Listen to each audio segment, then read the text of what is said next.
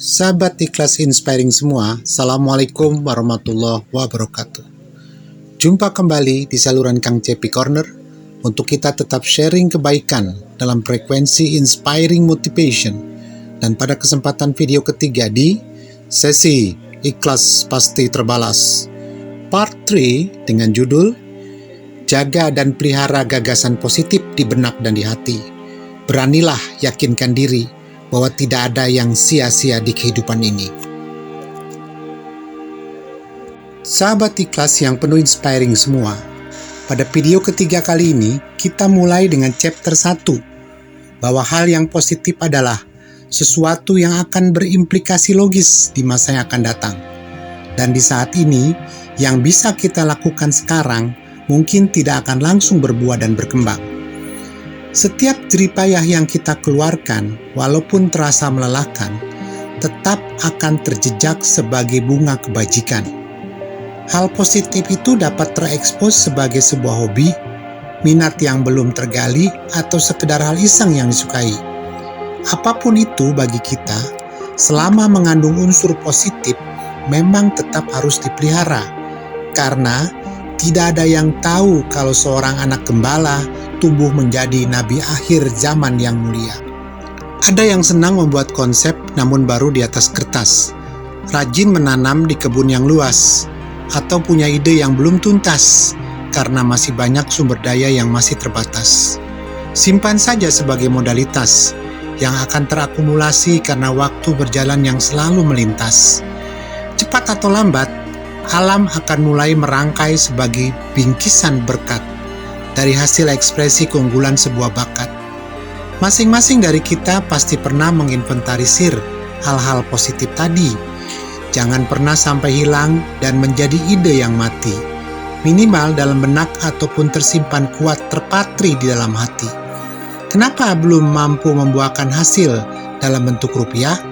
Karena memang waktu yang diaturnya belum saatnya hadir datang menjamah. Sahabat inspiring semua, setelah di termin pertama kita membahas semua hal positif yang ada di dalam diri kita, maka pada termin kedua akan diungkap mengenai sekumpulan tindakan yang justru memerlukan kesiapan untuk diimplementasikan agar ide positif mampu diwujudkan menjadi kenyataan. Merawat ide dan gagasan positif memerlukan ketelatenan, sebab ada kalanya sang waktu melenakan, hingga hal itu hanya mengendap dalam benak dan ingatan atau sekedar goresan dalam catatan. Memang, untuk merangkai menjadi realita yang terbingkai, perlu tindakan konsisten yang sesuai, berusaha mencari jalan yang sebelumnya buntu dan seakan cerai-berai, hingga mencapai titik terang membentuk benang merah yang akhirnya mampu terurai. Ada 3 hal penting bagaimana kita merencanakan tindakan untuk tetap mengarah mewujudkan ide dan gagasan. Pertama, perkaya pengetahuan yang related dengannya. Lihat media sosial yang ada, simak YouTube, Instagram, TikTok, snack video sebagai sumber ide inspirasi yang mungkin mengena. Kedua, luaskan jaringan dengan para peminat yang sebakat. Jalin komunikasi yang kontinu untuk saling bertukar pendapat.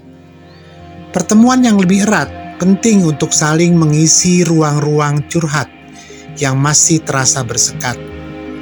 Diskusi intensif memang belum tentu mengemas sebuah solusi yang dapat menjadi alternatif.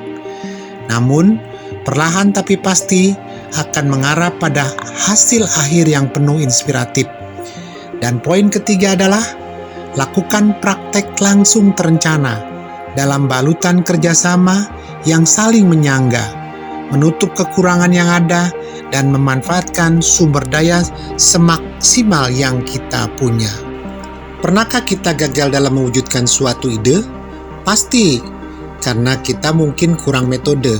Bahkan ada yang tidak berhasil melakukannya dalam beberapa dekade. Apakah itu sia-sia? Ternyata bukan itu kodrat manusia. Sebab, gagal adalah ujian terberat bagi mereka yang hanya mempunyai nyali yang tunggal. Gagal boleh, tapi kita diingatkan oleh seorang Aristoteles, filsuf Yunani yang percaya bahwa setiap tindakan dan kejadian memiliki tujuan dan akhir yang baik. ketika diyakini kebaikannya, maka tiada kata mundur untuk mencobanya. Dan juga kita dinasihatkan oleh Konfusius, filsuf dari Tiongkok, yang percaya bahwa setiap pengalaman dan kejadian dapat menjadi pelajaran berharga untuk meningkatkan diri. Kenapa harus meningkat? Karena langit ada di atas, dan ternyata tangan di atas lebih mulia dan dapat membantu mengangkat harkat dan martabat bagi sesama yang masih kurang derajat. Sahabat inspiring semua, tibalah kita pada akhir termin pertemuan kita kali ini, yaitu kita harus menentukan momentum yang tepat untuk dapat merangkai dengan kuat dan segera melangkah demi menggapai segala niat. Mereka yang hobinya belum tersalurkan karena sempitnya waktu kerja sehingga tiada kesempatan, atau mereka yang punya banyak kesempatan tapi keluangan sumber daya dan keterbatasan keuangan yang akhirnya masih menyangkut sebatas angan. Momentum yang terbaik adalah saat semua kekurangan mampu ditarik untuk bertemu dengan segala kebaikan yang apik pada sebuah peristiwa yang sama-sama dibuat oleh semua pihak yang meyakini bahwa inilah saatnya mewujudkan niat agar berjuta kebaikan dan limpahan rezeki serta rupiah dapat mencuat dan berlipat.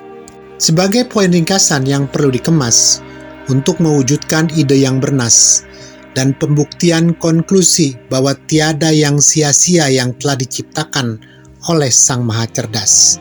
Pertama, yaitu kepositifan ide yang digagas. Kedua, bertemu dengan orang-orang yang berkelas disertai niatan yang ikhlas. Ketiga, ketersediaan sumber daya yang saling dilengkapi hingga lengkap dan tuntas. Dan keempat, adanya peristiwa yang diusung dan disepakati bersama sebagai kick-off menuju kesuksesan tanpa batas. Oleh sebab itu, kita harus tetap positif dan jangan bersikap naif pada apa yang belum menjelma dan menghasilkan untuk kita secara masif. Sebab kita yakini benar firman Allah dalam surat Al-Imran ayat 91, "Ya Allah Tuhan kami, tidaklah Engkau menciptakan ini dengan sia-sia." Dan sahabat ikhlas semua, akhirul kalam, tiada yang sia-sia, sebab semua bisa tercipta dan menjelma. Demikian sahabat ikhlas inspiratif semua. Jangan lupa like, share, subscribe, serta komen. Sampai jumpa pada sesi ikhlas pasti terbalas yang lebih inspiratif berikutnya. Wassalamualaikum warahmatullahi wabarakatuh.